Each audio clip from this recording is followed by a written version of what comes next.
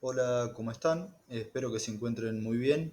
Mi nombre es Facundo Manuel Monsalves y en el presente PowerPoint lo que se va a hacer es un enfoque actualizado sobre la terapia transfusional. Lo que se busca en la terapia transfusional es restablecer una función faltante. El principal objetivo es restablecer, o mejor dicho, proporcionar un beneficio inmediato o ligeramente retrasado. En cambio, al hablar de beneficios tardíos, es mucho más difícil encontrar cuáles son esos beneficios. La terapia transfusional, por otra parte, es un fragmento de lo que es la medicina transfusional, que es un área que incluye otros aspectos sumamente importantes como son la terapia celular, la terapia de tejidos y la inmunoterapia. Como podemos imaginarnos, las principales situaciones en las que se indica esta terapia son tres. Aquellas en las que el paciente esté cursando un cuadro de hipovolemia, en donde restaurar un volumen adecuado de sangre circulante es el fin para prevenir o combatir dicho cuadro clínico. Otra situación es donde esté alterada el transporte de oxígeno. Y la tercera es aquella situación en la que un déficit de un componente en la sangre esté produciendo una manifestación clínica. Lo que más frecuentemente se ve en el accionar médico del día a día es el aporte de glóbulos rojos. Este aporte va a estar guiado en la mayoría de las situaciones por los niveles de hemoglobina. Por dar un ejemplo, según las recomendaciones de la Autoridad Nacional de Salud de Francia, hay tres situaciones en las que está claramente indicada el aporte de glóbulos rojos. Aquellos casos en los que el laboratorio nos indique una hemoglobina de 7 gramos por decilitro en ausencia de insuficiencia coronaria o pacientes asintomáticos, por debajo de 8 gramos por decilitro en pacientes con enfermedad cardiovascular preexistente o en laboratorios donde veamos valores por debajo de 10 gramos por decilitro, pero con mala tolerancia clínica. Este paradigma o forma de accionar médico está siendo dejado de lado actualmente por un paradigma en el cual la sintomatología del paciente es la que nos va a guiar en el accionar médico y el aporte suplementario de glóbulos rojos. ¿Qué es necesario para realizar este procedimiento? Una solicitud de transfusión, que es única en los distintos centros hospitalarios, una prescripción médica, la cual debe contener como mínimo los datos del paciente, del servicio y la unidad donde éste se encuentre, la fecha, el grado de urgencia, el motivo de la transfusión, la cantidad y producto a transfundir y la firma del médico solicitante. El concentrado de glóbulos rojos consiste en una suspensión de un donante en un volumen total de 300 centímetros cúbicos con un hematocrito de entre 65 y 75%. Al paciente se le debe administrar glóbulos rojos compatibles o en su defecto, si se desconoce el grupo sanguíneo, se deben administrar glóbulos rojos ORH negativo. En el presente cuadro podemos ver que la instauración de la anemia puede ser o puede clasificarse o dividirse en dos grandes grupos, en una instauración rápida o aguda o en una instauración más crónica.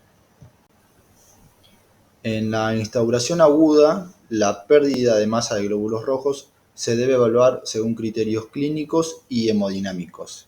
En cambio, en la instauración más crónica van a ser cuadros de normovolemia y de instauración mucho más lenta. En el cuadro agudo, la valoración según hematocrito y hemoglobina es poco útil en realidad.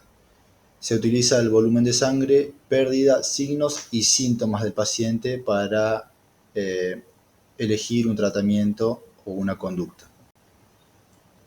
En el cuadro crónico, lo que va a dirigir nuestra conducta va a ser, por ejemplo, si el paciente no tiene riesgos cardiovasculares, rara vez se va a transfundir. En pacientes que sí tengan riesgo cardiovascular, se va a transfundir con hemoglobina por debajo de 7 gramos por decilitros, y en pacientes con anemia sintomática se transfunde independientemente del valor.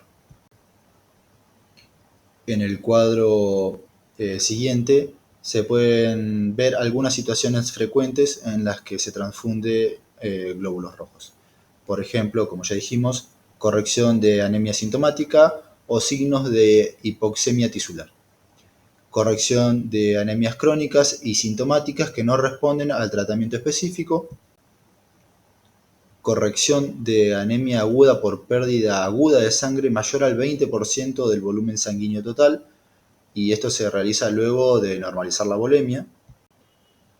En pacientes preoperatorios, la transfusión está indicada, como ya se dijo recientemente, antes del procedimiento quirúrgico. En aquellos pacientes donde la naturaleza de la enfermedad de base requiera transfusiones frecuentes, el ritmo o frecuencia de transfusión va a estar dado por la calidad de vida del paciente, básicamente. Los concentrados de glóbulos rojos pueden ser de diferentes tipos. Pueden ser lavados, leucorreducidos o radiados. Como el título lo dice, los glóbulos rojos lavados son aquellos en los que el lavado o la remoción del plasma y células sanguíneas forma este tipo de concentrado. Y la principal indicación de administrar este tipo de concentrado es en aquellos casos o cuadros clínicos de alergia a dicho procedimiento o pacientes con deficiencia de IgA. Los concentrados de glóbulos rojos leucorreducidos son aquellos en los que el concentrado sufre un proceso de filtración donde se remueve la mayor parte de leucocitos. La principal indicación es en aquellos casos en los que queremos prevenir la aloinmunización contra el antígeno leucocitario humano. Los concentrados de glóbulos rojos radiados son aquellos en los que se irradian los glóbulos rojos con rayos gamma, y el objetivo es eliminar la capacidad mitótica de los linfocitos para evitar la enfermedad de injerto contra el hospedero. La principal indicación para administrar este tipo de concentrados es en aquellos pacientes que se les transfundan concentrados eritrocitarios procedentes de familiares consanguíneos de primer o segundo grado. Cambiando de tema, al hablar de transfusión de plaquetas, estas se van a transfundir para prevenir o tratar hemorragias en pacientes donde haya un defecto cualitativo o cuantitativo. La transfusión de plaquetas se elige en primer lugar ABO-RH idénticas, pero se puede transfundir plaquetas ABO-RH no idénticas cuando no se disponga de estas. La obtención de las plaquetas puede ser por aféresis o por fraccionamiento de una donación única.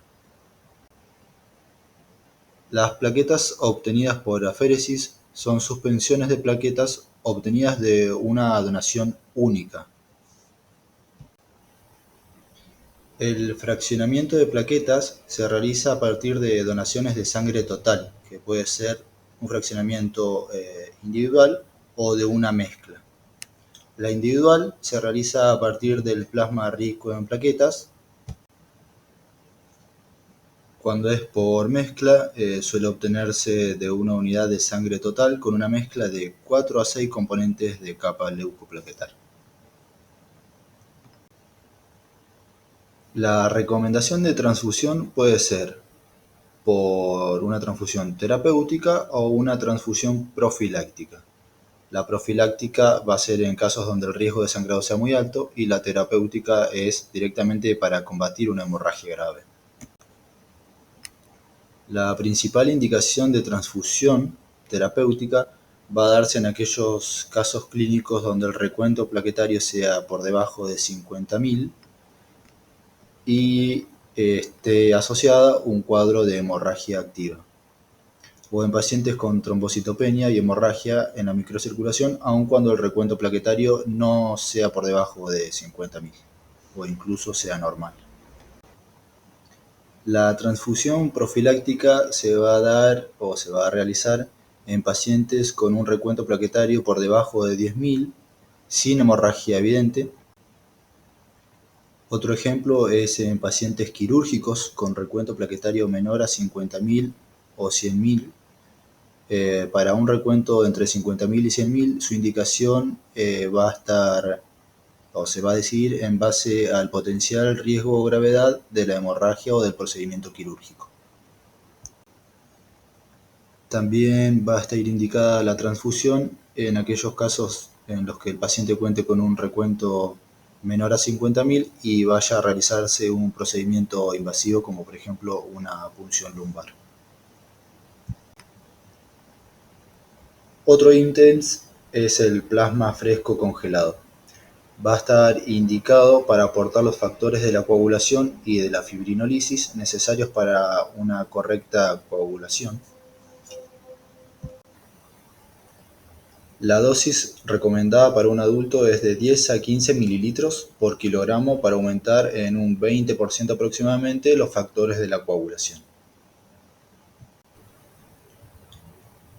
Los crioprecipitados corresponden a la fracción plasmática que precipita al descongelar a 4 grados centígrados el plasma fresco congelado y va a contener el factor 8, el 8C, el 13, fibrinógeno, fibronectina y el factor de von Willebrand.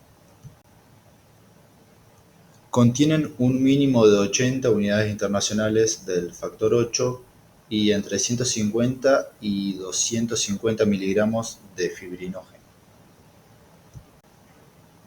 Las reacciones adversas a la transfusión, por otro lado, pueden ser reacciones inmediatas o tardías, y estas dos pueden ser tanto inmunes como no inmunes. Dentro de las reacciones adversas a la transfusión inmediatas e inmunes, las más frecuentes pueden ser la reacción hemolítica inmediata, la reacción alérgica o anafiláctica y el daño pulmonar asociado a la transfusión, más conocido como TRALI. Las reacciones inmediatas no inmunes son un poco más raras y las más frecuentes son la contaminación bacteriana, la sobrecarga circulatoria, la hemólisis no inmune y efectos metabólicos y térmicos. Las reacciones tardías inmunes pueden ser, por ejemplo, reacción hemolítica, la aloinmunización, enfermedad injerto versus huésped, la púrpura post-transfusión o la inmunomodulación. Y las reacciones tardías no inmunes son la sobrecarga de hierro y las infecciones transmitidas por transfusión.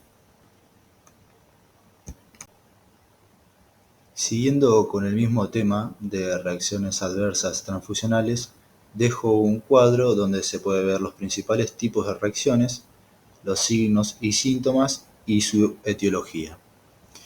Y además agrego un cuadro donde se pueden ver la frecuencia de las principales reacciones adversas transfusionales.